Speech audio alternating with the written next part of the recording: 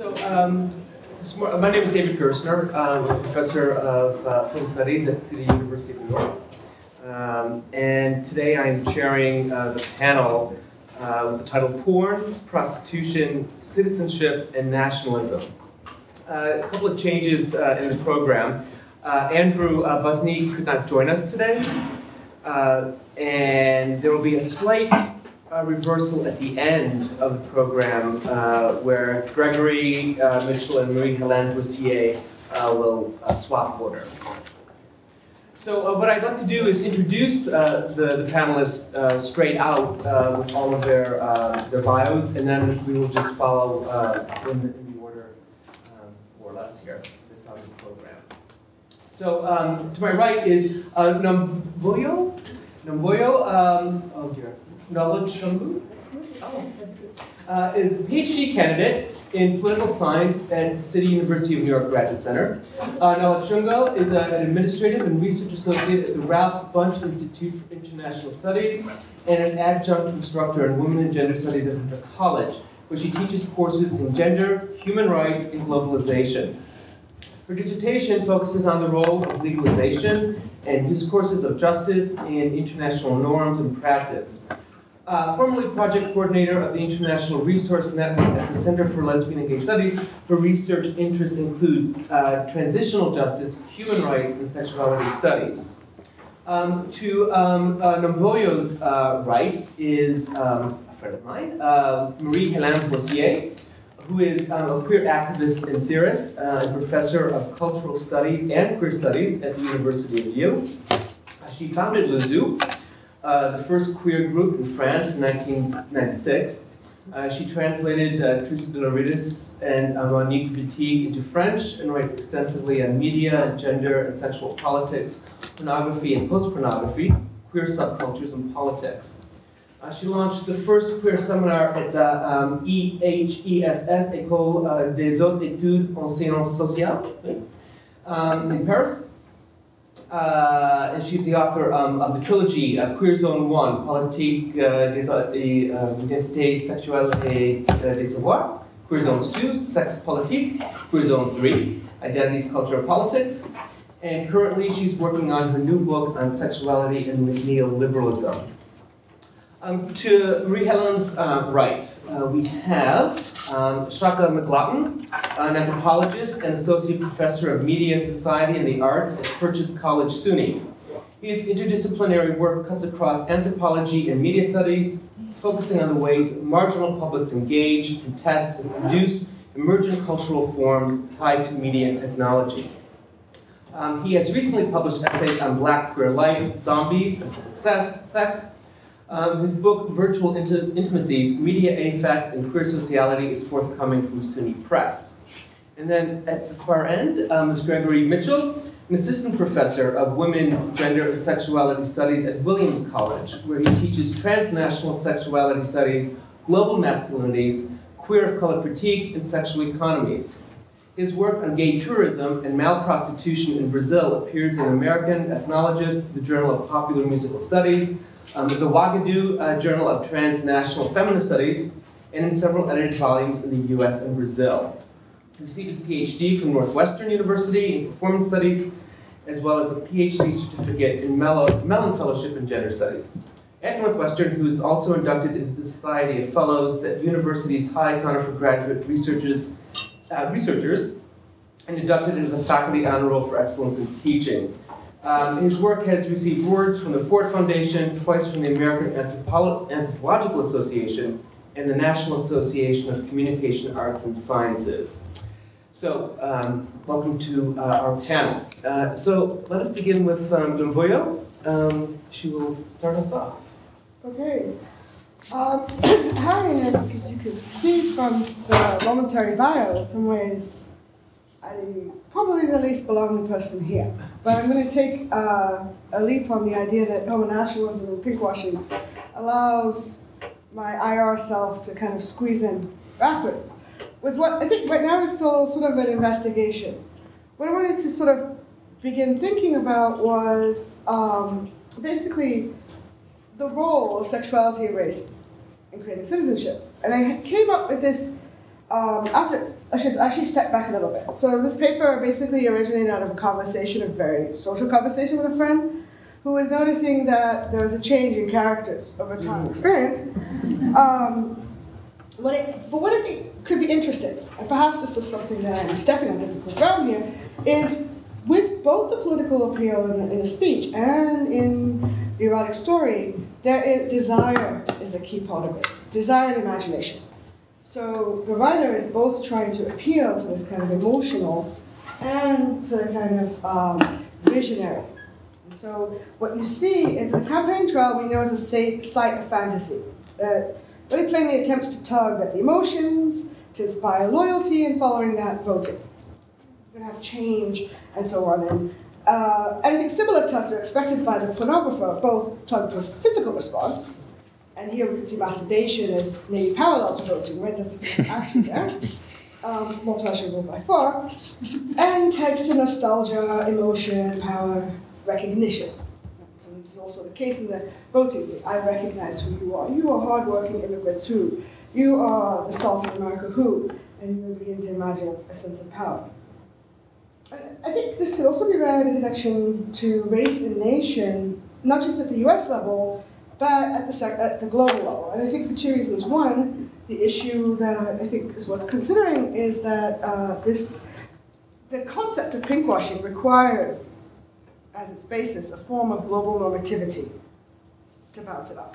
You can't say we're better because we're free, and we're free because we let our homosexuals roam free, or because we're pink enough, without there being already a discourse of like a certain type of sexuality as being the good, the moral good, much of which I think is tied around human rights discourse.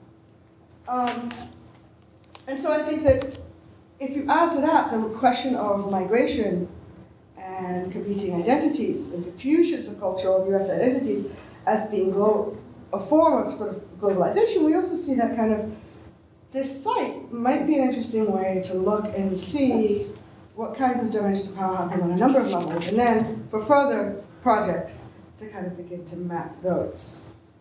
I think I should say sort of just a little bit about, there are a couple of things that I think one has to contextualize this in terms of literature and in terms of where perhaps I also need to do some more. One is the question of thinking about the word race and then connecting it to the word Latino, right? So first of all, I mean, there's a tension right there. And there's also this incredible tension around this word Latino and versus Hispanic, versus nationalized languages versus negative non-national languages. And so the US government as a whole seems to prefer to use the word Hispanic. And there are perhaps specific reasons for that. And Latino and its tie with academicness and so on might also say, what do you imagine when you hear those words? But this contestation, I think, is in some ways a consultation about US nationalism. And I think homonationalism in some ways is again another debate or maybe an appeal for an inclusion within a national narrative. When I looked at one of the authors was writing, one of the comments that I sort of saw in analyzing, a piece analyzing George Bush's speeches over time. One of the key questions was about how Bush's language on when he talked about particularly Latino migrants, he would talk about role models, examples, the good. And the good always filled into paralleling actions around a normative idea of US national identity, what meant to be US national. So this question about homonationalism is not simply, you could look at it as honest access to power, that is a question of accessing or claiming one's space as the privilege, but also being included in the national body. The other piece that it came up much often, that we see often, I think, in a discussion, is this question of thinking about politics in terms of risk, exclusion, population. And migration fits well within this, and national. Who is the population? How do we manage it? Who gets in, who gets out? How do we describe those within? What kinds of things does it mean to measure on risk? And particularly when we look at a couple of very key, I think, actually narratives here of terrorist and of human trafficking. So with the terrorist, we have this post-9/11 concept, right, of what the migrant might be. And so let's go conversations about threat, physicality of threat or not threat, and the need perhaps for, arguably, gay populations to see themselves outside of terrorists. And there's a whole sorry? Okay, great. I'm almost at promise. So finally, I just wanted to say that I think also this is also, we see this with the human trafficking discourse of bad sex, good sex. Given all of that, what do I sort of begin to see in the data? So what I started to do was to try and look at these two databases and pull some of their stories. I wanted to look directly at them and see what they had to say over this period of 96 through 2008. And there were some gaps and difficulties with using how these were coded, which sites actually put years on them, and how they organized them. But what I do find, just to sort of get through that, is the question of much more racialization than citizenship, particularly in this 2000 to 2008 period. And then coding racialization by body and naturalization types of descriptions. That in some ways what matters more in understanding how these stories are constructed is who is the scene narrator. So if the narrator describes themselves as white, or doesn't describe themselves as white, describes themselves as normal, and describes their object of desire is not normal, we find much more of the kind of physical descriptions. So you'll get the kind of like, that I could gaze at his big Hispanic cock, right? You get that kind of language much more in those than you do when you have the narrator or the narrators being both identifying within, as people of color, particularly both as Latino. Class. Trips of class also came up quite often in terms of, and there was often parallel to the foreignness, the idea of like, I paid for. So one story is about a roofer. I paid for the roofers watching the roofers, and so on. I think another piece that it really stuck out to me was the role of masculinity in this whole idea of what it meant to citizenship. So one of them is the question of sex practice. And there's a lot that could be said about top-bottoming in a lot of different situations, but the repeated seeing of Latino, Hispanic, Italic, and I coded on, just looked for terms of Latino, Hispanic, and Mexican, as top, and this bottom of white. Again, we're seeing like a sort of, when it over time becomes to conduct it to a kind of sense of questions about what does that mean about power.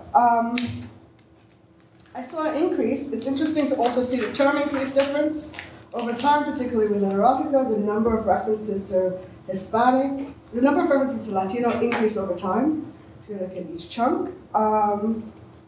And I think I'm basically going to conclude by looking, and the other thing that increased was the number of white references to self. So white writers tended to actually describe themselves with race context. I think it presents a very, very preliminary evidence of, or preliminary something, of the idea that there is a racializing movement. There is definitely a racializing movement, and it is very specific around barrel chests, built bodies, repetition of the big dick, although that could potentially just be a porn trope. And I think that is somewhat revealing about both the ideas of what's necessary for this. Or first, one is a certain type of relationship to masculinity. Another is a type of labor relationship of being a professional job, the cotton police. And as a whole, suggests, though, that the other still somehow participates. But what I found at the end is that, yes, you do have this sort of citizenship incorporation of normality, but still this othering of a kind of racial ethnic type, which I think opens up our questions about for whom these kinds of ideas of homonationalism can appeal to. But it's clearly the case that one could also see this same discourse of being able. There's one particular story in which they talk about the main character being the son of an abusive father, who then the mother rises above and gets a good job and works for the state. And we see this movement here between the sort of over-violent foreign man and the overcoming. And this is a very familiar national narrative. And so I think we can see the national citizenship, but I don't really see so much of the question of and the racialized language, but not so much in terms of incorporation into a equal or kind of colorless for that word, homonationalism. I'll leave it at that. Thank you.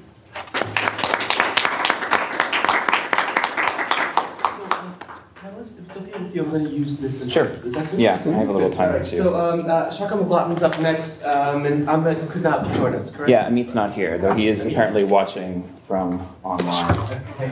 Hi, Amit. Hi, Amit. So, let's see here.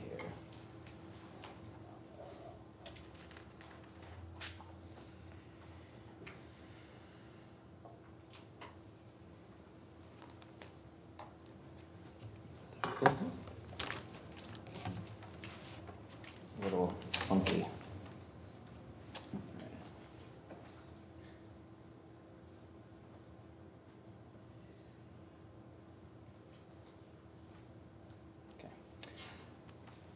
So I recently got this email from Michael Lucas, porn mogul turned pinkwasher. Dear Professor Shaka McGlotten, I'm reaching out to you because I think you might be interested in my new documentary film, Undressing Israel. Yeah, Michael, I'm interested.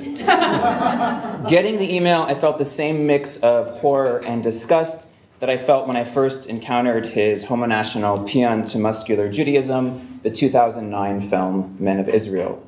That film formed the seed of this project, in collaboration with my absent boyfriend, Amit Gilutz, who's attending an audition in Frankfurt and so couldn't be here today. But this is what he looks like. And since he isn't here, albeit except virtually, I can embarrass him a little bit. He's an Israeli composer and activist who works with Jewish Voice for Peace and the Cornell chapter of Students for Justice in Palestine. Who are in, not surprisingly, a grudge match with the Cornell chapter of Hillel.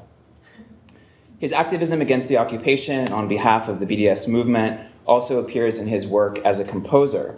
In the last 2 years, he's completed 3 works that directly and indirectly grapple with the Arab-Israeli conflict, including a piece called This Is Not a March, which is a deconstruction of the IDF's military march.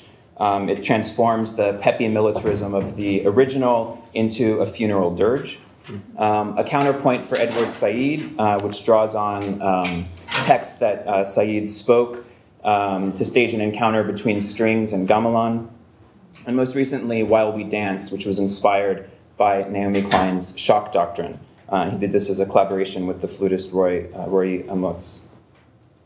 You would actually, I wish I could do a whole presentation just on the Facebook flame wars that he gets in with all of his friends and other composers from Israel, but I'll save that for another presentation. It's actually not too hard to figure out how Lucas got hold of my personal email address. Last year I invited Yariv Moser, an Israeli filmmaker who's famous for an anti-war documentary called My First War, to present his newest film about gay Palestinians living in Israel. It's called Invisible Men, to students at Purchase College where I teach. I'd seen the film in Israel last summer, and I saw it with a famous gay rights activist there, an energetic, bird-like man named Amit Kama, who provided a running translation as serious moviegoers all around us kept shushing him. What? He practically shouted. His Hebrew is just not good enough. The Invisible Men tells the stories of several gay Palestinians who are living in Israel without documentation and who are trying to make do. Each of them is eventually granted asylum in European countries that are unnamed. It's compelling, the film, and sometimes very, very beautiful. And it's also deeply problematic, as when Yariv travels to Ramallah, which is illegal for Israeli citizens, to help one of his informants. But as he enters Ramallah, the music, he enters at night, the music changes, it becomes ominous. Instead of seeing the lively pizza shops and cafes or whatever, you have this sense of oppressive, scariness. A point that I made to him repeatedly when we've talked about the film, first in Tel Aviv and then again this past fall. At the event that I hosted at Purchase, We screened the film, but we also discussed, the BDS movement and the notion of pinkwashing. And that evening, he told me actually that the film itself had been accused of pinkwashing. This is a very bad reproduction that I took in a bar with my phone. But he basically says, how does pinkwashing relate to the film The Invisible Men? And it was like a little pamphlet that some pinkwashing activists had put together. And I got the argument, but because I knew more about the production of the film, I couldn't totally agree. But Yariv did protesteth too much. He'd actually stayed mum about his new project. Co-directing and producing what will surely be defined as a paradigmatic example of Israeli pinkwashing, the new documentary Undressing Israel, Gay Men in the Promised Land. It was Yariv who had given Lucas my personal email address. And after posting it to Facebook, kind of expressing my horror, I decided actually the best response would be to politely request a copy of the film. Maybe I do want to screen it. So I come to these issues as an anthropologist, an artist, and an activist, and my work tends to grapple with marginal cultures or objects. So I do a lot of stuff around queer of color, virtual spaces, public sex, porn. Since 2010, I've been to Israel 3 times, and I've stayed about a month each visit. Together, Amit and I visited East Jerusalem and the West Bank village Susia, which is near Hebron. And when I reflect back on this, I'm actually really surprised that it took me so long to come to these issues, because I was trained at a graduate program that was really well known for its activist orientations. And my own late coming stands kind of in stark contrast with other cultural workers like the feminist artist Carolee Shaiman, who was already beginning to deal with the dispossession of Palestinian land in a kind of very overt way in like the early 80s. Last summer, when I was in Israel, Palestine, I traveled to the West Bank on my own. I spent 2 days in Bethlehem and Hebron with Amr Al-Badan, a Palestinian who conducts political tours. And I found the visit to the apartheid wall in Bethlehem especially affecting. The looming 30-plus feet of brutalist architecture was a powerful reminder of my friend Amr's stuckness and my own mobility. Right? When I invited him, oh, you could come visit me in New York, and immediately upon saying those words, I'm like, oh, right, this 30-something foot wall is like a very direct reminder of why you can't do that. At the same time, you have this looming, horrible piece of architecture. You have graffiti like this, which poignantly reminds us that creativity will always wedge open spaces of hope and possibility. So I'm sure that it's not news to anyone here that Lucas's film, Men of Israel, serves to illustrate the idea of pinkwashing, right? It promotes the idea that Israel is a welcoming haven for Western sex tourists in an otherwise intolerant, backward, or terrorist-infected Middle East. Like other elements of the Brand Israel campaign, Lucas's pinkwashing is also about attracting what's called the pink dollar, a point that was also made plainly to me by Anat Nir, a lesbian filmmaker and entrepreneur that I also met with during my visit last summer. It's interesting, Nir situates herself on the left, and in fact, she used to help organize the Tel Aviv Pride, but found that they'd become so kind of mainstream and commercialized that she broke away to begin organizing kind of alternative ones. But she still argues against BDS, repeating a point that was recently made in a Facebook flame war eruption by Claire Potter in the Chronicle of Higher Ed. In other words, this idea that BDS stifles communication. In fact, Anat Nir is all for drawing gay tourists to Israel and presenting Israel as a safe, welcoming destination on the Mediterranean. Homonationalist collusions with state and necro-political power, the voluntary assimilation of LGBTQ folks into the folds of national exceptionalism, these are things that went unmentioned in her account. All right, a little bit more about Lucas. So this is the film from Men of Israel. This is Michael Lucas. He's a Russian immigrant to the U.S. turned porn mogul. He made Aliyah to Israel in 2009. That same year, he released Men of Israel, which is a feature-length gay pornographic film that was shot on location in Israel with an all-Jewish cast. His desire to make the film, he said, was tied to his growing identification with his own Jewishness, although he is completely non-practicing. He hoped to challenge media representations of Israel as a war-torn nation, and in his own words, he wanted to make, quote, a bold move to promote Israeli culture and tourism, And he said he also wanted to provide, quote, Israel with free PR. Boner killer, said Queers Against Israeli Apartheid. Lucas doesn't shy away from his politically incorrect views. In fact, he has a op-ed column, I think, in The Advocate. He embraces wholeheartedly his Islamophobia, proudly declaring whenever he gets the chance, and he's given it surprisingly often, zingers such as, Islam comes from the Quran, and the Quran is today's Mein Kampf. And I won't read this, but I'll let you look at it and appreciate his coolness. Most recently, Lucas attracted controversy, this is in 2011, when he pressured the community center, LGBT community center here in New York, to canceling an event that was supposed to be part of Israeli Apartheid Week. And in June of that year, June of 2011, the center announced a moratorium on events related to the Israeli-Palestinian conflict. In Lucas's press release about this, he stated, among other things, that, quote, anti-Israeli groups like Israel Apartheid Week are using the pretext of support for Palestinians to stoke old anti-Semitic hatred and perpetuate Jewish stereotypes. They're also growing increasingly and aggressively pro-Islam. Aggressively pro-Islam. A petition to the center signed by Sherry Wolf, Judith Butler, and many others noted, quote, New York's LGBT Community Center has a 28-year history of accommodating the needs of oppressed and marginalized groups and allowing controversial opinions to be aired. It's a sanctuary for those seeking a democratic organizing space. This ban continued through this past February when, after canceling a reading by Sarah Schulman, the center flip-flopped and allowed her reading from her new book to proceed. And this, of course, occurred in the wake of the other BDS public ed controversy, the one at Brooklyn College. All right, so returning to Men of Israel, Lucas's pornographic effort to celebrate Israel's gay affirmative politics, its natural beauty, and its hunky men encounters an obvious nationalist limit. So making a porn film with an all-Jewish cast sort of doesn't recognize the fact that 20% of Israelis are Arab. And this doesn't, of course, include the millions of non-citizens who are subjected to forms of Israeli control in the territories.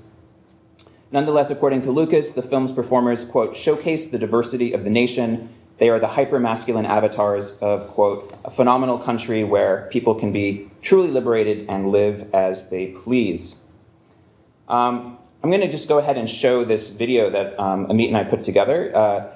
What we wanted to do is kind of approach these texts with like a hacktivist sensibility. So we're drawing on what's now a pretty relatively well-known practice called data moshing, which is the intentional introduction of glitches or distortions into a media text. So in this case, moshing helps to, kind of do a kind of semiotic violence to an already kind of violent text. Our initial desire was to work with other activists and artists, and we did talk with people over the last year or so about this project. Though in the end, this is something that we put together and with one of my students. In fact, one of our earliest ideas was to watch the films with others and just document our viewing in the style of Mystery Science Theater. But the film, this is Men of Israel, is actually too boring to make it all the way through. But there's still hope to transform it into a porn-based drinking games. Let me know if there are any takers. But for now, here's our intervention. So a couple of warnings. There's both hardcore sexually explicit imagery in what I'm going to show. So if you're not at the porn panel hoping to see that, it's a good time to leave. And there's also a couple of very violent images kind of in the centerpiece of the film, of this little mosh. So if you're especially sensitive to that, then turn away. All right. And the video is 3 minutes long.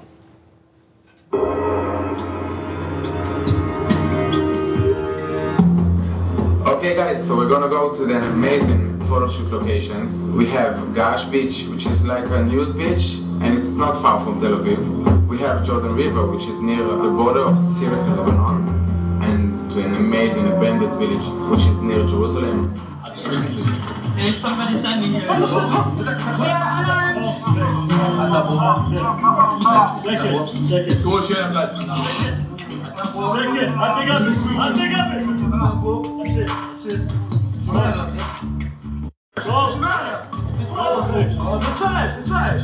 It's kind of a religious place, but it's kind of a liberal place as well. People here are much more liberal, much more pluralist. I have a lot of American friends, and when they first come to Israel, they're in a state of shock. Once they are inside Tel Aviv or the rest of Israel, they see what a beautiful place it is and what a free and open-minded country. They're always surprised to see a fun place to live, a modern place, a Western place.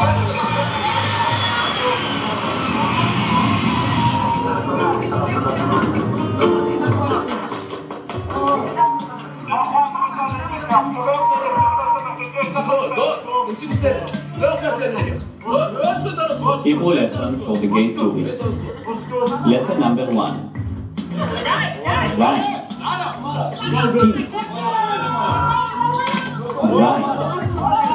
Arms.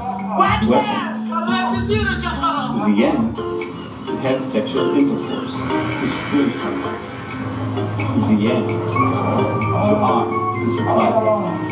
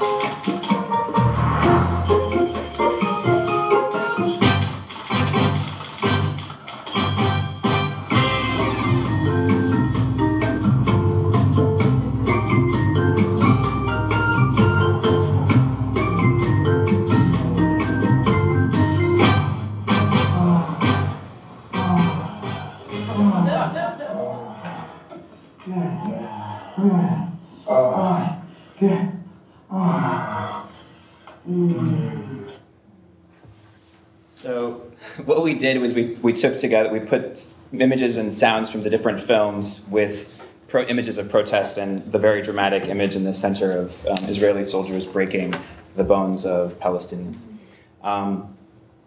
That's it. Thanks. Thank you.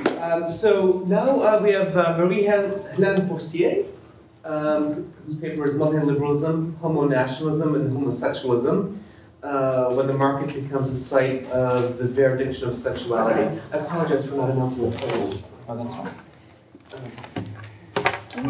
Hi, everybody. First, maybe I should apologize because I'm going to do an F paper. And yesterday, I don't know if you attend the opening keynote with Rabbi Amanidin, and he said, so much with Foucault, but okay, I'm going to do a kind of F paper.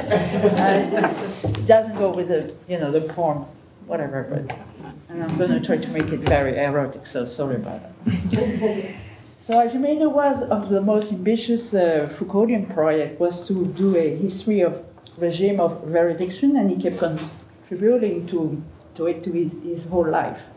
And the most famous regime of Veridiction can be found, of course, in the history of sexuality, where he conceptualizes modern Western Santia sexualists aimed at eliciting the confession of the scientific truth of sex, relying on experts such as doctors and sexologists to do so.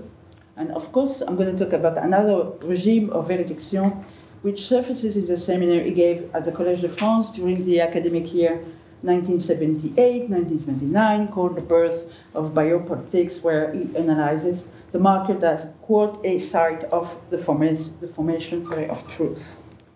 Foucault doesn't talk about sexuality in this seminar, but we can question the market as a site of the Veridiction for sexuality and sexual subjectivation. What happens when the sexual subject is characterized as a homo economicus, when the homosexual, as a matter of fact, is characterized as a homo economicus? What comes immediately to mind are the gay market and gay tourism and gay gentrification and the gay porn, gay sex industry, the reproductive market, and so on. These market shares have been much criticized, and I'm more interested in something slightly different today, which is the economization of homosexual behavior and its links with campaigning against homophobia at the global level. Surveys and research on discrimination against LGBT people, mostly gays, are blossoming even in France, which is rather new. All of them deal with the optimization of human and sexual capital. In 2012, two French economic statisticians published two studies of this kind. They studied wage inequalities between straights and gays and discrimination at work for gay and lesbians. And in May 2012, the French Idaho Committee, of course, and an OECD association, Globe, Gays, Lesbians, and Others for Better Equity, organized a symposium at the OECD's headquarters in Paris, where they announced the launch of a survey whose aim is to evaluate the cause of homophobia worldwide. Randstad France, the temporary staffing and human resources company, is investing heavily in anti-homophobia campaigns.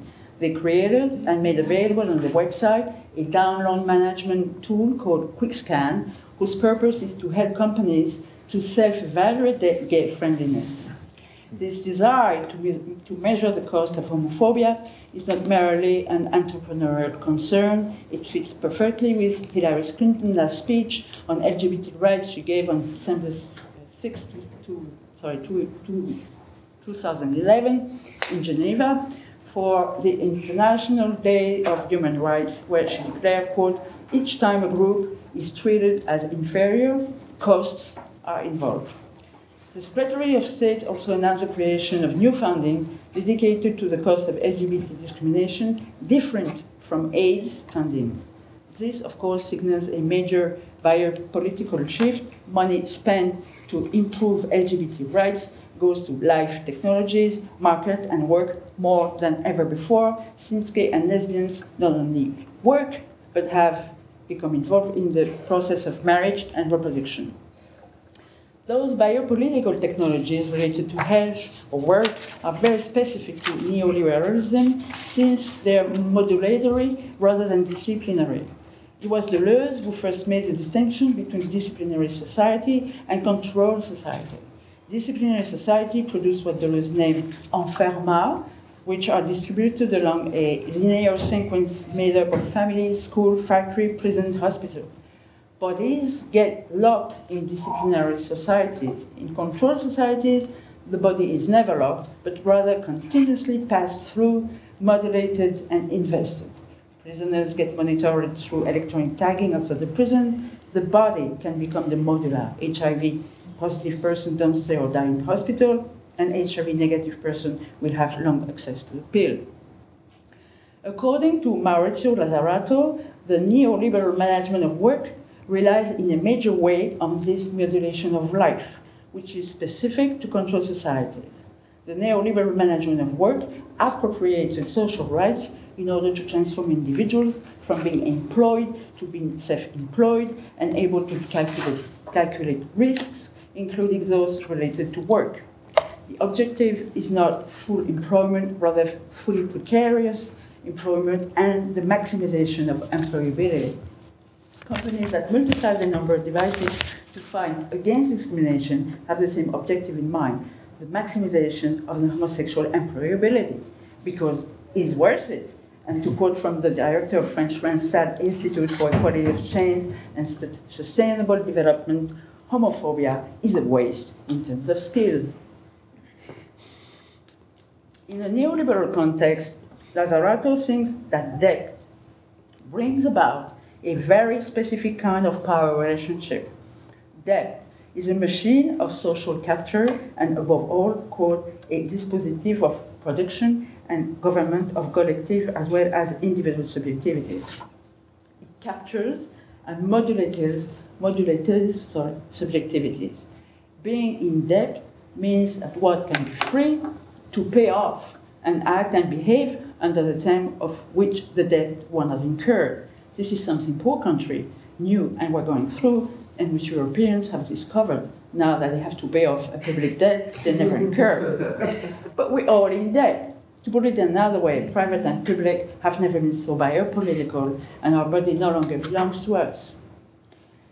If we take into account the proliferation of those new forms of flexible and modulated subjectivation.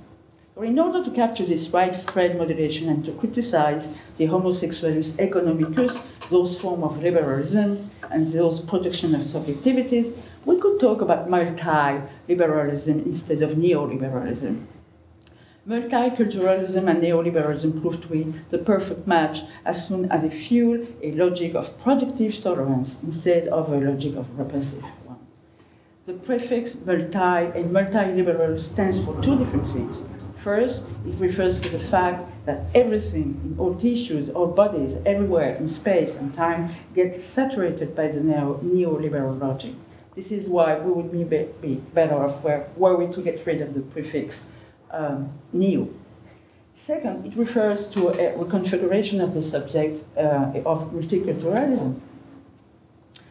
Who is this new subject of neoliberal multiculturalism? There are many. It's multi. It's no longer the white heterosexual male with strong economic assets. It's the free white heterosexual woman, the homosexual with the right to get married, and the good ethnic. Tolerance to productive difference replaced the inhospitality toward difference as reclaimed by the subject of liberal multiculturalism. As Bourcier said, the good white homosexual and the good ethnic heterosexual can join the same ethnical sexual fraction and be on the same side of life, that is to say in terms of reproduction and affiliations, thanks to gay marriage, as opposed to homophobic Arab or Muslim who are either heterosexual perverts, polygamists, sexist, terrorists, or upside homosexuals. So we face a plurality of sexo-ethnic model representative of the nation that will be used as either cultural or civilization standards and which are contingent on racialized and sexual criteria. In this context, nationalization as production of subjectivation and rights are two technologies of governmentality. They can overlap, as it is the case with gay marriage. How gay marriage amounts to the will to be included in the national imagination and leads to homonationalism has already been very commented upon. In France, gay and lesbian organization ask for an opening of marriage for everybody, le mariage pour tous. The required national subjectivation is to identify as citizen first and never as gay, keeping with a well-known French paradox, the denunciation of the structural democratic exceptionalism can be only done in the name of the universal subject and the very citizen. This wonderful Republican tradition was visually translated in 2011 with the poster chosen for the annual lesbian and gay pride called La Marche des Fiertés. In the middle of the pre-presentation campaign, the Pride organizers came up with a picture with represented a white rooster, a cock, wearing a skinny, very skinny boa, not even pink, with the following slogan, En 2011, je marche, en 2012, je vote, in 2011, I march, in 2012, I vote. Not only was the motto a blatant call to vote for the Socialist Party, but it merged the right to vote and the right to get married, excluding de facto workers without voting cards, documentation, not to mention the sans-papiers, immigrants, etc. Now that gay work is part of the agenda, the French pediment is completed with all these neo-archaic values: travail, famille, patrie, work, family, homeland, a slogan used by candidate Sarkozy not only to cruise the extreme right and the National Front, but also to criticize the liberal right. In both cases, work, marriage, what is at work is soft and old socius, composed of neo-archaic values such as nation, fatherland, xenophobia. But those values contradict the neoliberal market objectives, which do without frontiers and do as much as possible without state interference. According to Lazzarato, neo-archaic values compensate for a lack of social bonding, which results from the competition drive between individuals required by neoliberalism and the fact that the homo economicus can't overlap with the homo juridicus. But this might be the case for the homo liberal homo juridicus. But when the homo juridicus, as it is the case with the hegemonic LGBT politics since the 90s, is synonymous with right equality, it coincides with homo economicus. Since the 90s, the fight for gay and lesbian rights, as we know, came with a dual discourse, right and discrimination. The fact that the discrimination part is getting intensely economized should distract us a bit from the most visible forms adopted by homonationalism in Europe and in the United States that operate at a soft and all socialist level. They might be shocking, racist, and effective without doubt, but not to the point of making us forget what is going on the level of the economization of the sexual and what I call the hard and new socials.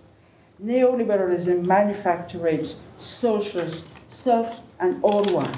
It supplements, it takes over the social on behavior and on context. Yeah, I'll be right. Great.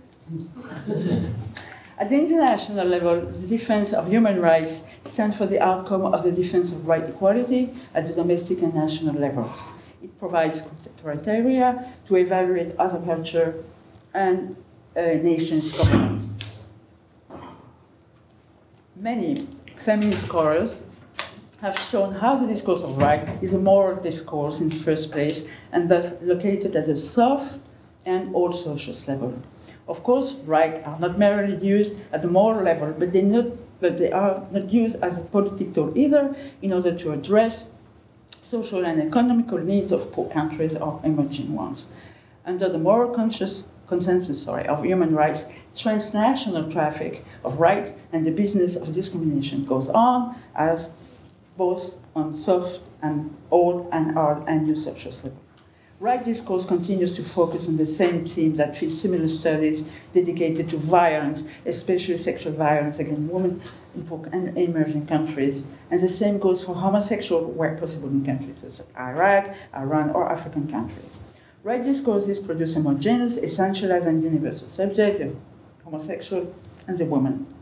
Each of them belongs to the Western white feminism and to what I would name Western homosexualism. The fact that the aim of human rights discourse fails to address the economic needs of poor or emerging countries doesn't mean that it can break away from market logic. It is just the opposite. An uncomfortable approach to human rights and development is not only possible, but already being carried out by international institutions and NGOs, which amounts to a kind of supranational civil society.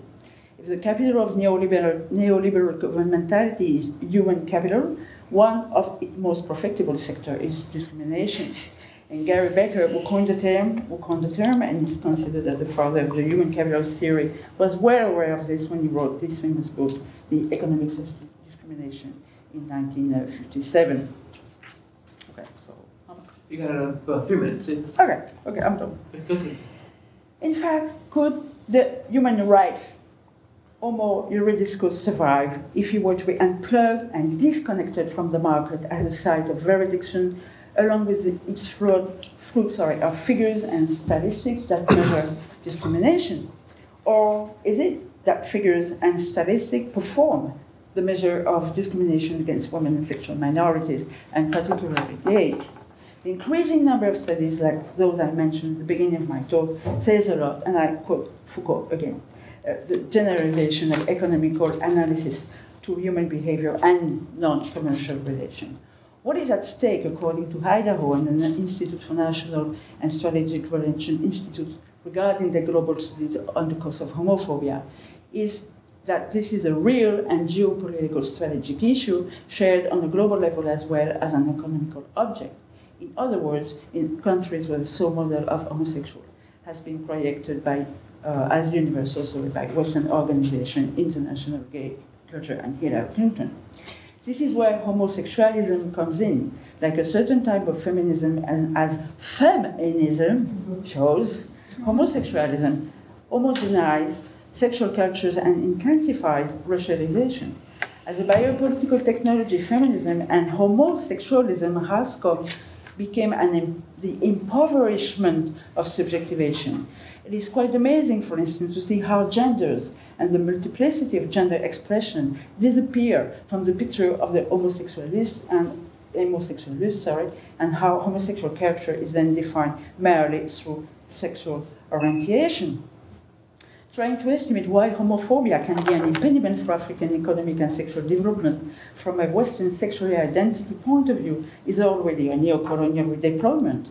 But it should be noted that it is the cost factor that is put forward to justify and celebrate this move at a moral level, as if the fight against discrimination and rights would end up in imposing a new kind of debt, contingent on sexual and racialized behavior.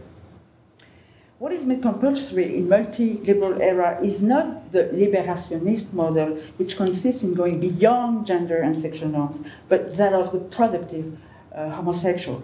For all these reasons, sexual exceptionalism and soaring homonationalism, which relies heavily upon sexual racist culture and civilization exceptionalism, should not make us lose track of homosexualism as a biopolitical multi-liberal expansion which relies not so much on exclusion, but on the ethnico-sexual capture at the transnational level. I'm done.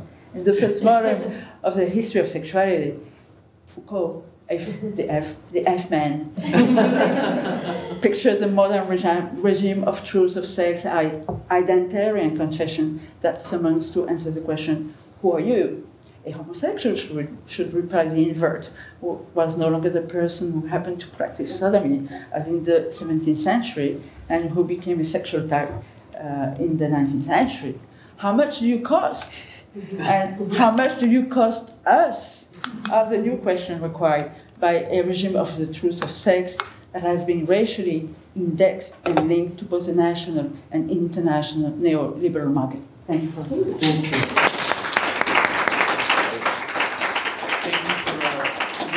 Cozy with Vichy as well, same slogan. Nice. Yeah, somebody said you shouldn't know that. But it's true. But it's true. Oh, there you go.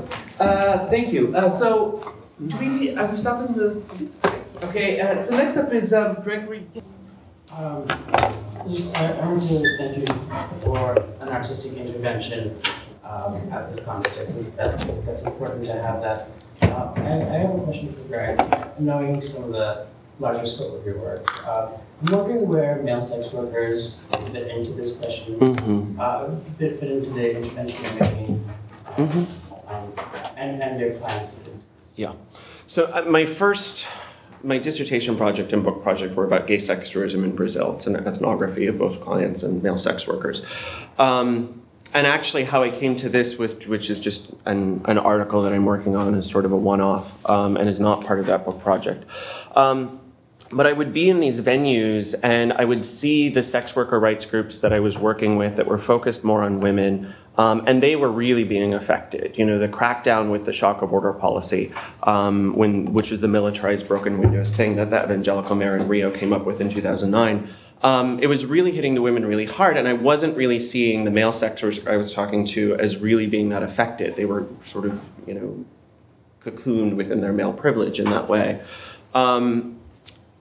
And increasingly, though, as the government has been moving in, they've been cleaning up a bit in the areas where there's like outdoor male street prostitution, but indoors, the gay bathhouses and that kind of thing have been fairly protected. And so part of my interest in this grew out of a desire to, really broaden my scope beyond, just the male sex workers and to look at these other configurations. But now at the same time, very late in the game, they are in fact, those brothels are being, shaken down for bribes and that kind of thing. There are gay venues that have been told the lettering on your sign is the wrong size, so we're gonna, shut you down. So there's a lot more kind of bullying and that sort of thing that's starting to hit, the gay venues there as well, but that's sort of how one led to the other.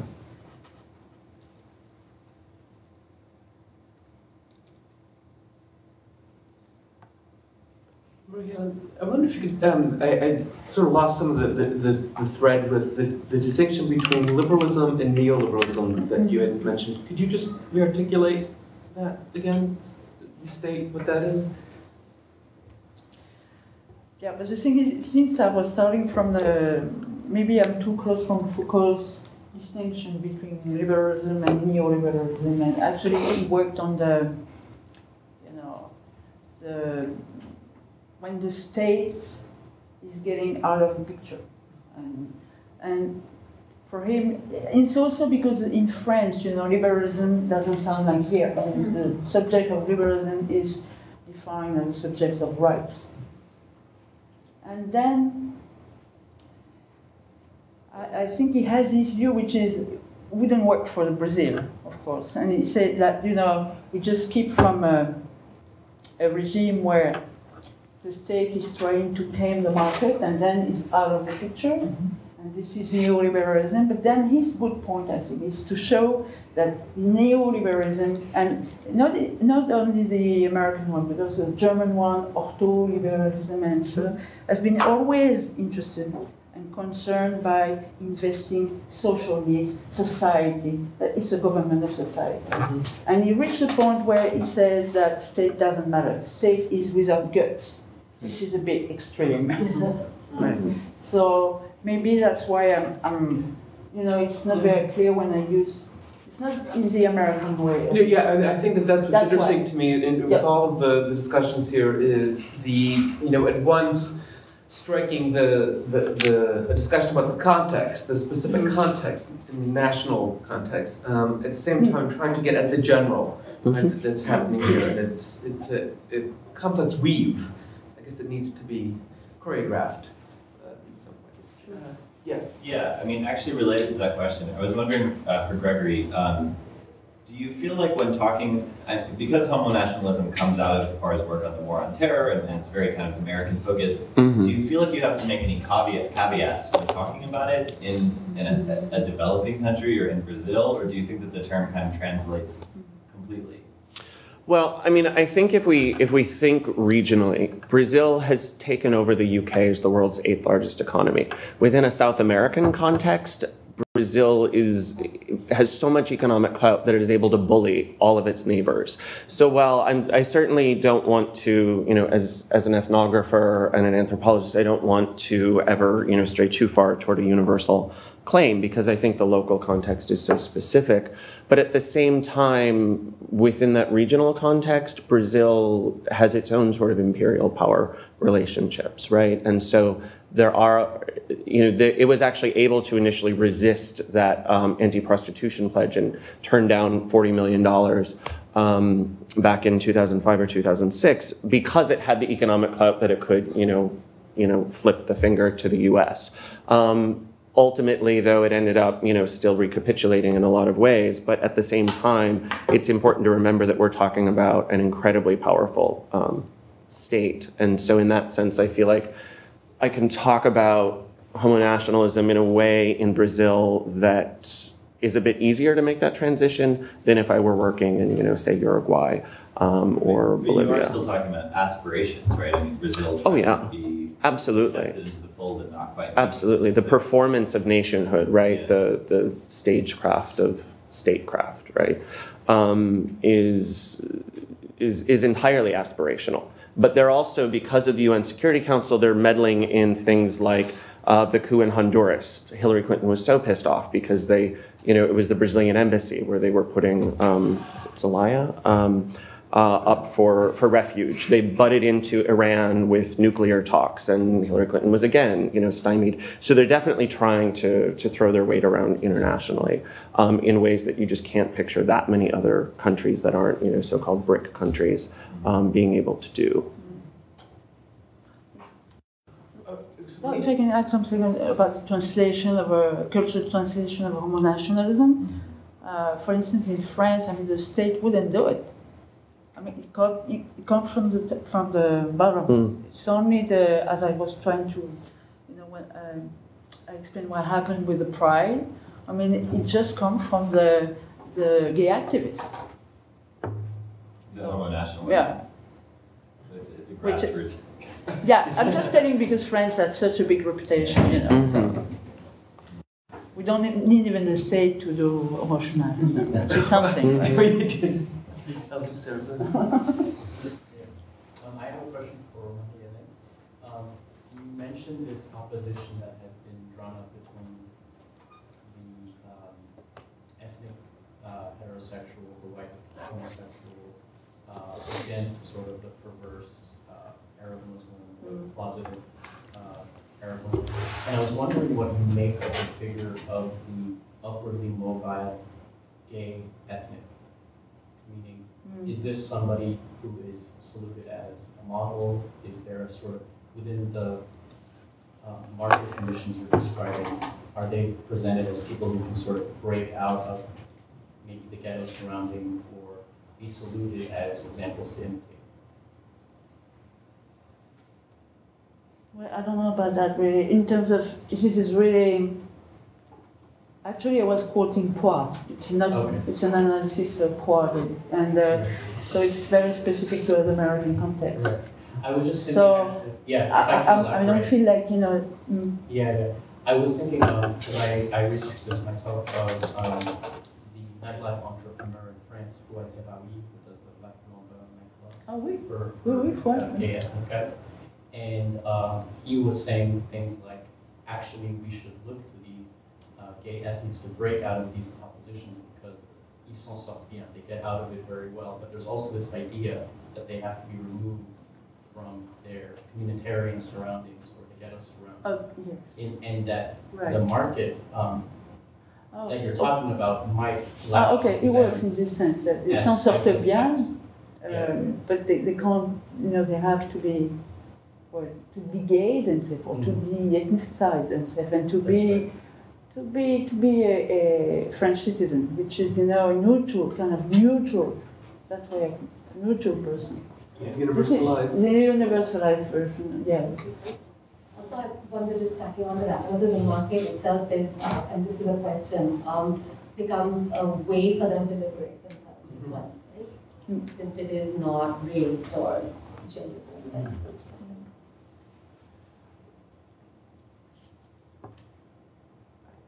Yes, of course. Just a quick clarification.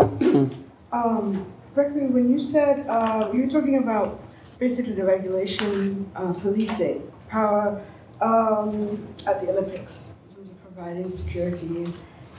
And I think what you had said was that, so the US only funds abolitionist groups. Right, you have to sign an anti-prostitution loyalty oath, which is actually has finally found its way to the Supreme Court just this month. So we're at a really sort of watershed moment in terms of sex worker rights groups. But I think you had said that if they therefore end up being the ones who control the kinds of policing. But what I wanted to know was why, if you're at the international level, dealing with the Olympics, which is an international organization itself, why isn't there a way to sort of intervene from these various different types of governments? So when I was interviewing the folks in the Lord Mayor's office in London who were responsible for overseeing the anti-trafficking policy, they had included a couple of service providers from the NHS who, you know, are really following a harm reduction model. They're very much interested in meeting people where they are in you know, defending their rights, and the NHS service providers were continually sidelined by you know, these larger feminist organizations that were obsessed with the Swedish model, with the end demand model, and so they, even when they were sort of included, they were always excluded. And when I was interviewing the mayor's office folks, I said, what would you do differently? And it's so funny because they're sitting there and they said, we have no documented cases of sex trafficking, but maybe it's just because we did a really good job at like scaring off the traffickers.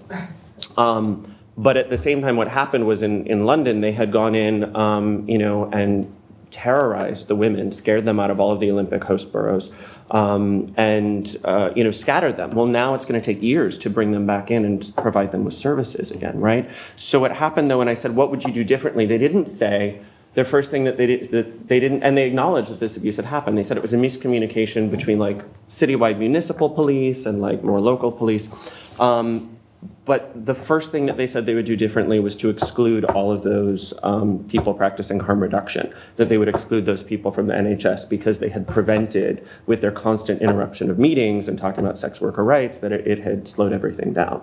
And then the other really interesting thing that they said was they were so proud. Their big accomplishment was that they had put in like a little you know, sex trafficking awareness thing into the Olympic athletes' little bags that they get. with like no awareness of this sort of, you know, racism implied by all of these, you know, foreign brown men were going to come in and, you know, violate, you know, these sex workers. Or these trafficking victims, and that was their other sort of big thing, was that they had convinced the International Olympic Committee to let them, you know, put in this consciousness awareness raising thing. They got £600,000. So at a time of austerity and cuts to schools and education and the state, everybody was scrambling to make their careers, PR firms descending on, you know, over this trafficking thing that just never happened. So.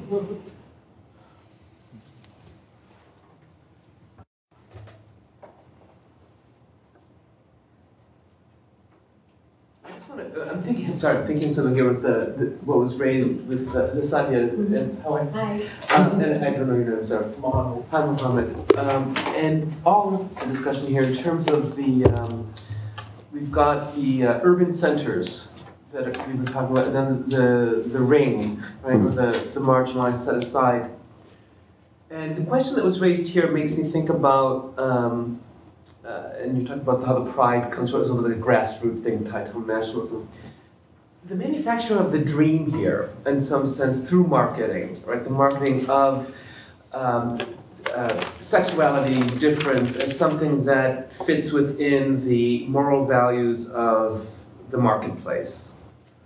So, what you were asking, I'm curious if you're thinking, or is this being sort of bantered about, that if one discovers the proper moral attributes to capitalism, to these moral etiquettes, that somehow you can become part of an accepted society, accepted homonationalized position. And so, is there a point at which the sex worker or the Palestinians and whoever can, if they accept the right dream, right, of the market, they become one? Is this what's happening?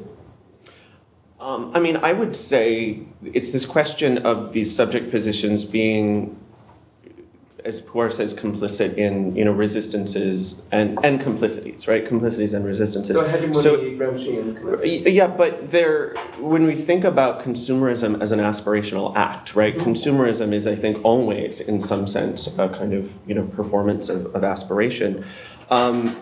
When I talk to the sex workers, they spend so much time talking about the things that they're going to buy, right? In this new consumer economy of Brazil, where there's suddenly access to credit, and you know, the days of hyperinflation are gone, and so credit cards are, you know, they're in sort of a big credit bubble. But it's always about what they're going to buy, and it's so aspirational, and there's whole sort of narratives that are constructed about being, you know, a consumer subject. So even at the same time that you've got clients who are sort of, you know, these gay clients or foreign tourists or whatever, who are these consumer subjects, you also have, you know, sex workers complicit in this ethos of consumerism as well. So again, it's not this dichotomy of like, you know, a heroic figure and a, you know, non-heroic figure. But I mean, maybe other people have thoughts about consumerism. Well, I was thinking, I guess it's a little different for the Palestinians, and then also in the banlieue, and then, right, I mean, because it's everywhere, London, change, there's it's a different situation there. I don't think in Paris it's similar in terms of having the aspirations toward a, you know, being involved in the, you know, great capitalist aspiration or whatever. Mm-hmm. I mean, I would actually probably want to sidestep in a way, sidestep the question. I mean, so, you know, I haven't worked with the Palestinian queer organizations, but clearly these organizations are not just, on the one hand, they are grassroots organizations, you know, kind of building from the bottom up, but they're also part of, you know, what people will call like the nonprofit industrial complex in their own way, right? Involved in very specific forms of, we could call it like nonprofit marketing and PR and so on, advocacy and activist work. And there's a difference between those things. What I would say, what I'm kind of thinking about in other, not so much in this project, which again is like more of an artistic intervention, it's just like a provocation, are what are some of the limits to, what are some of the limits of critiques of homonationalism? And for me, it does return us to these earlier, you mentioned Gramsci, like these Gramscian or even Marxist double binds, which is like, oh, we're always kind of stuck in this system. And, you know, my sense is like, actually, we're not. There are actually always other alternatives that are both, you know, extant and imminent to what's going on. So the work from Queer Studies on failure, I think, is very, like, goes along these lines. You know, if we focus, I think this is, you know, one, I mean, Poir's work is enormously helpful, has obviously been groundbreaking. We have this conference and so on. But there are also limits to sort of feeling stuck, that stuckness. Or there are limits to that feeling stuckness if that's where you stay. Right. You Well, that's know? why the Benjamin quote was very good. Right. Right. He's sort of a great way to sort of... Right. So, you know, in sort of thinking through like homonationalist complicities and resistance, I think, you know, Gregory's point that all of these things are going on simultaneously. Yes. And whether we come at this as academics or artists or activists, it's like, well, what do you want to emphasize, right? Like as active academics, we tend to be conditioned, you know, through the hermeneutic of suspicion, right? Critique, critique, critique, critique. Even as we like come in with our Starbucks cup, and we like buy our nice boots on a credit card, and even as we do all these things, and then we suitably like berate ourselves or make fun of it. I mean, so for me, that's not as like in a way as like useful or interesting, And I think the challenge, as anthropologists, the challenge is always to kind of help, is to do justice to our interlocutors, to sort of really try and render something, authentic or authentic and about people's experiences of the world, And sometimes that means showing how empowered, sex workers feel when they can go shopping. Mm-hmm. It's not about these kind of like. I mean, I think the problem with some of the concepts that we work with, especially as academics, is that we're not trying to figure out what people are actually doing in a particular moment to get stuff done. We're looking at like, well, what's the problem with that? Mm-hmm. Which isn't always helpful. Mm-hmm. It might be right, but it's not always. Well, yeah, I don't know if it's about right or wrong, but it's interesting that it's in fact it's about engaging this modes of cultural production that are happening too, and right. There are always emergent cultural forms. I mean, I think this is Marie Helene's like paper in a way is like. Kind of takes us back to the productivity of these forms of governmentality as well. And that's very much Foucault's project. Even Deleuze's control societies, like we're going through it all the time, Mm-hmm. And I think that was Foucault's project, wasn't it? To like, how what is produced, right? Not what ends, but what keeps getting produced. Yes, of course. Just one thing we might also think about, I don't know at what level various things happen like this. One of the things I saw a lot were military stories. Mm-hmm. When you think about things like Dream Act, you think about the stuff that's in your presentation, and its intervention of state military, and even in terms of international power and so on. That process has some interesting places, both in terms of like how does it relate to this discussion of market consumer, but also in terms of like how does it relate in the times of resistance. Because like in some of these stories, the resistance was the military. It was that I'm going to get out of this, join the military, and become a manly, masculine man. And then again, this question of state inclusion around state job or inside or outside in terms of legal citizenship. So yeah, and I'm not sure you could say much better how to necessarily connect those two pieces, but there's something there. I think for what I saw is also this question of what gender performance does as a resistance to that.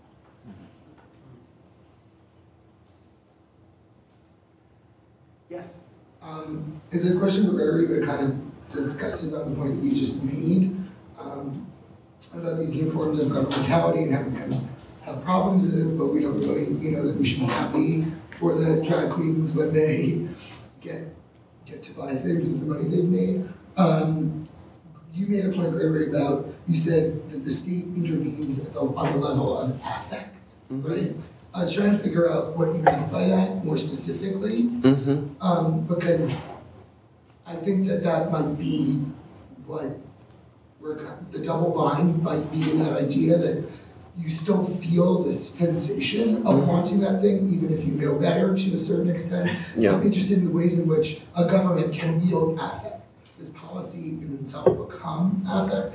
And so, you know, again, with all these terms that are being used out, the Homonationalism affect. Yeah, well, I mean, I think is something that I'm a bit trying to... Yeah, it's a great question, but I mean, so when I look at, you know, I just got a call from somebody who wanted to talk to me about this forum that they were having in Rio, where they were bringing in all these sort of marketing people and consultants to try to ramp up a new gay tourism campaign, and how they would sort of like, you know, brand that and market that. And so much of it has to do with blending national pride and gay pride, right? As you see with the repeated use of the Brazilian flag, you know, in these gay pride events.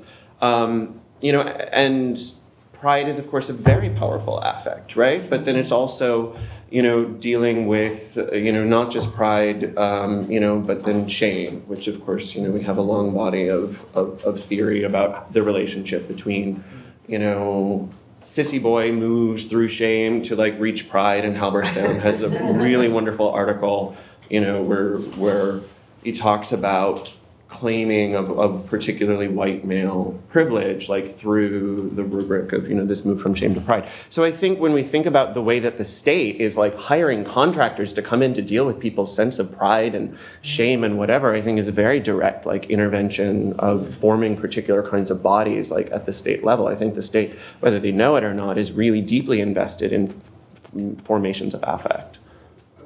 Maybe especially in the kind of waning of the state, you know, per se, as like in the sort of traditional mode of the state. Absolutely. I just had a question for Andrew about the. I'm really happy that you sort of ended with talking about resistance, forms of resistance, right?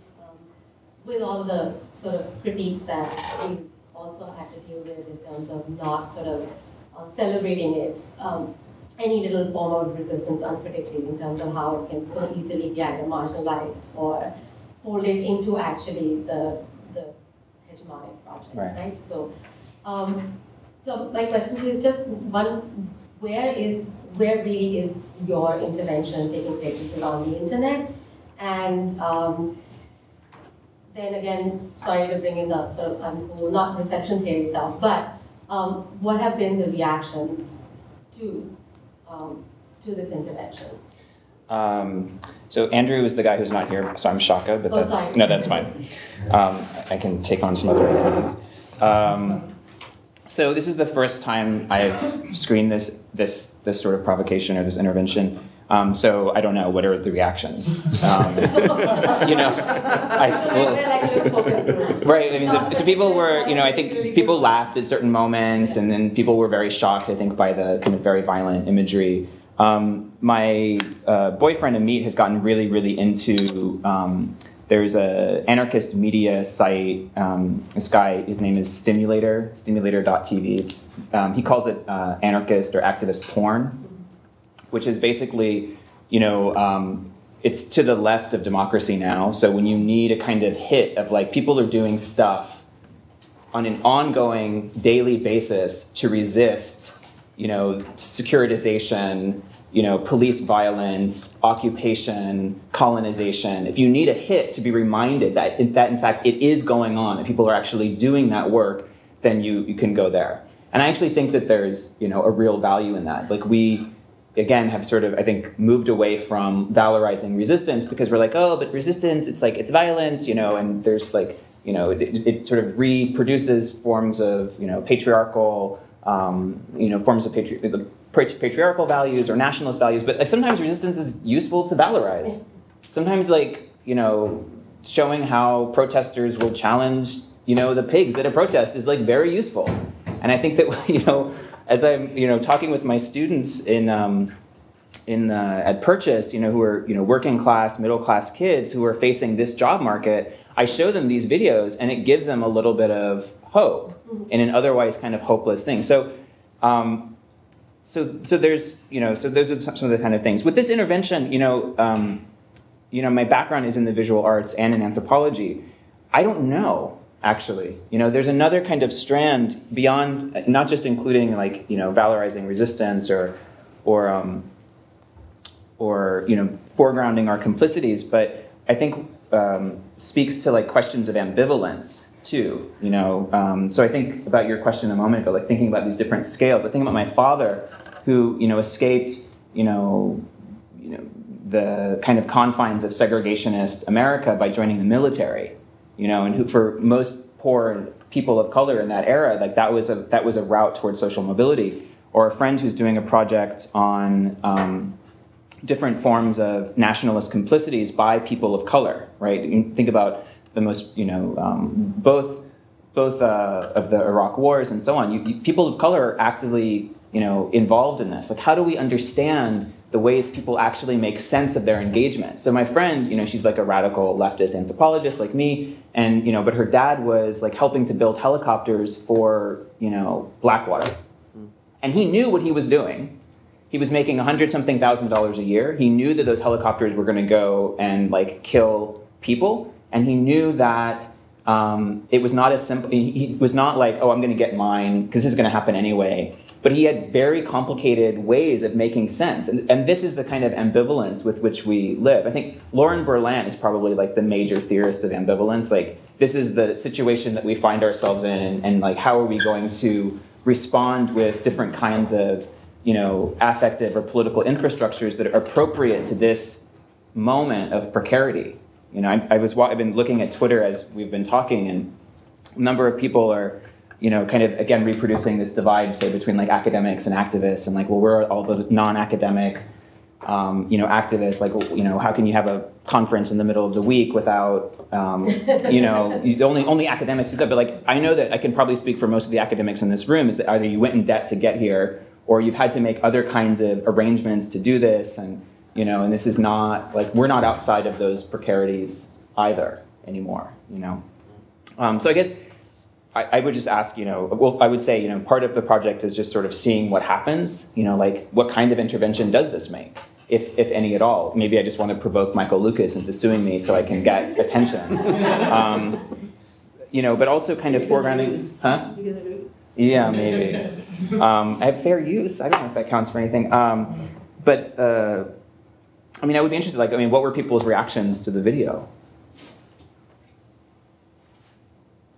I thought it was a very powerful intervention, right? It's such a very explicit juxtaposition, or bringing out that contradiction between the rhetoric of the state versus the reality of the state, right? So, and I think there's a way in which visual media are just better positioned to do that, right? We can write papers saying exactly that. But again, going back to affect and how important affect is in political work, right? And all of us have, I think, been activists as well as academics, or our academic work is our activism, or whatever. Maybe we struggle with both those, bringing those identities together. But there is an element of activism in what we do. And the hard work really is, or the sort of crux of the matter always in activism is, how do you get your message across effectively, right? How do you reach not the people, not us, who are, obviously the choir, but people who are on the fence. There's the extreme margins who are never going to come around to your way of thinking, but there's this whole sort of, section of the population, whatever, how we define the population, that would be moved if things were sort of presented in a way in which they couldn't avoid the cognitive dissonance, right? So I was not at all presenting a critique of what you were doing. I actually think that this is a really powerful intervention, and I would encourage you to put it on YouTube, and then I do not have the nerve to actually look at the comments on things on YouTube, provocative things on YouTube, but I know many people, more power to them, who do have the wherewithal to stomach it, and so if you can't do it, then maybe somebody else can do it for you, to sort of see what the reaction is that this produces. And of course you're going to get the usual, Zionist stuff, but you might also get stuff that is more interesting, and, in terms of building think more than YouTube, XTube, where people are going in search of, not just men of Israel, but in search of sexual pleasure. And in that moment, you're at 2 in the morning when you're looking for porn, and you find this. That's agitprop, right? They're not really trying to bring the. Right. That's great. I think that's. How do you interrupt desire itself as opposed to just sort of the critical space of YouTube? Right. Trigger warning on XTube. Yeah. I think that's great. Yes. I had a question maybe before about how we get our message out as activists, but how we craft our actual strategies. Mm-hmm. And Gregory, you had mentioned, I appreciated the kind of link between evangelicals and radical feminists and neoliberal economic policy that then has something to do, not a causal relationship, but with the bureaucracies of the state and how it's shifting. So if we can't say for sure what's causing what in this kind of nexus, what can we measure or point to in kind of a materialist sense that would be an appropriate place for a campaign or for some kind of policy intervention or something like that? God, I wish I had an answer for that. It's such a beautiful question. And I don't know. I mean, there are many activists doing what I think is deeply important work in Brazil around sex worker rights issues, including Gabriela Lecce, who's sort of maybe the biggest known person in the sex worker rights movement in Brazil, who ran for Congress and the Green Party, and went out there and had all of these, like, all of her slogans were puns about being the congressional whore, and was she's just this dyed-in-the-wool, like, Trotskyite retired sex worker who is now just busting the balls of the Brazilian Congress, and she very nearly ended up winning.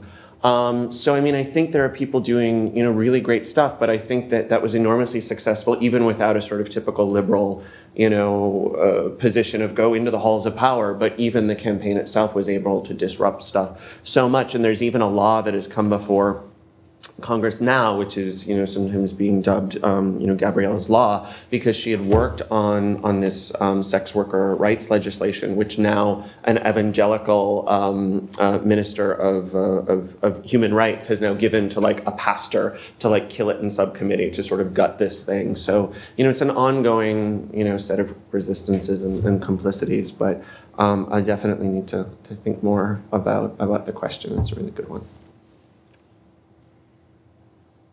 Although it could equally apply to any of these other contexts. So if anybody else wants to take a stab, and by all means. It's interesting, this same question came up when I went to see Tongues Untied screened at MoMA a few weeks ago. And there were activists and video makers in the room, and Cornelius Morrow was there, who was a friend of Ron Riggs, and he works at California Newsreel. And he was asked the exact same question, and he had the exact same response. It's like, I don't know. What do we need to ask, I guess, is the kind of response to move forward. Maybe Jim, You're putting me on the spot. You've been around the block. This Jim, I don't know either. I mean, your point about Giuliani's kind of broken windows and police militarism being exported, that's not just happening in Brazil, right? We know. Right. And there are, I think, several really important kind of movements here in New York that are about monitoring the kind of militarized police situation and then tracing the ways in which it's exported, for example, to Israel. And that seems like one place where we can do like a countermeasuring, Marguerite, to your example of how there are real materialist and quantitative ways that we're measuring the cost of homophobia on development, for example. Can that project be done in a reverse way or in a more complicated way? Or is it being, is there a counter campaign to the that kind of development rhetoric? Not really. You see it a little bit, like, say, in now in all of the kind of budget and debt crises that are going on. You actually do find people effectively mobilizing around cost in terms of things like prisons, which is sort of curious. I mean, rather than say fight the man, say, it's too expensive. Maybe and that might be able to do some things too. I mean, the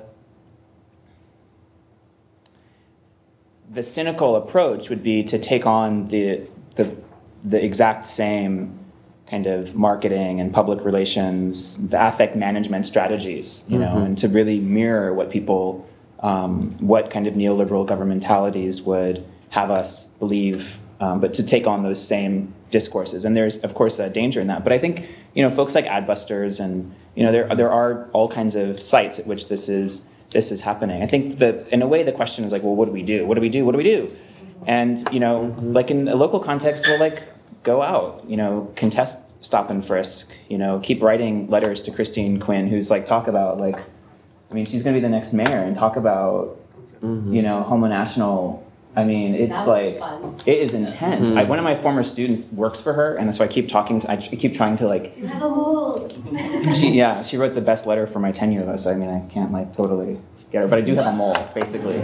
But there are sites at which we can continue to exert pressure, and I think even people worry about is academia relevant, and especially for people who are in tenured or tenure track jobs, we are now we're putting our fingers in the dam of the neoliberalization of higher ed. We're losing that battle, but we still exert some power. And you saw that in the debate about Brooklyn College, where in fact the New York politicians, many of whom had made these really outrageous threats to defund the school and to defund Cuny, were chastened, and they kind of backed down. So that was, I think, an interesting moment. Even the LGBT Center's sort of reversal on whether or not they would host, events related to Israel-Palestine is, Those politicians actually signed a document. There were two different documents, right? And there was one that was right. There was one that was, essentially, and then Christine Quinn was one of the ones who kind of essentially retracted her.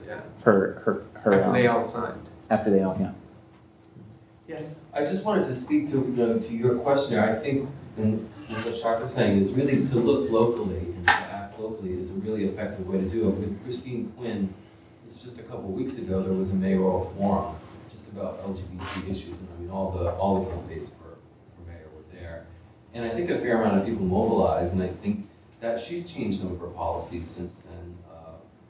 What was one of the things she changed? I was out of the country when it happened, but just to say that you can have an effect locally, get things published on sites. I mean, put a lot of stuff on Facebook, that's what I do. And I wind up connecting to there's lots of little forums and demos and stuff like that going on. And I find that to be fairly effective. I think for activists and academics too, there's always the question of time and energy, right? Especially for junior folks who are trying to get tenure in an increasingly difficult market. It's well, where can I put my energies? For most of my time, it was just in the classroom, just sort of fomenting these little anarchist seeds in my students. Watch some Stimulator. What do you think about this? Let's read some Marx. But there are kind of concrete ways. I mean, I think we have to really resist, what I think of as the politics of exhaustion, which are the kind of explosion of responsibilities related to publication, administration, teaching. We have to sort of actively contest and resist that too within our own institutions. If an administrator expects you to respond to an email on a Sunday afternoon, there's a problem, and those are kind of little micro places to begin to contest that. And working, across issues, right? So because I care about sex worker rights issues, that is an immigration issue. You cannot have effective sex worker rights policy without comprehensive immigration that really looks at huge complicated issues on, the international level, beyond just the US, and really, brings in post-colonial feminisms and feminists of color in the developing world, and really, so we have to work in really, truly deep and truly grassroots, but also really international ways, as opposed to just, if I only focus on Brazil and only focus on this one tiny thing, and intervening at that level, why reinvent the wheel in an era of diminished time and resources when there are other people who are fighting the fight and, maybe doing it better, so.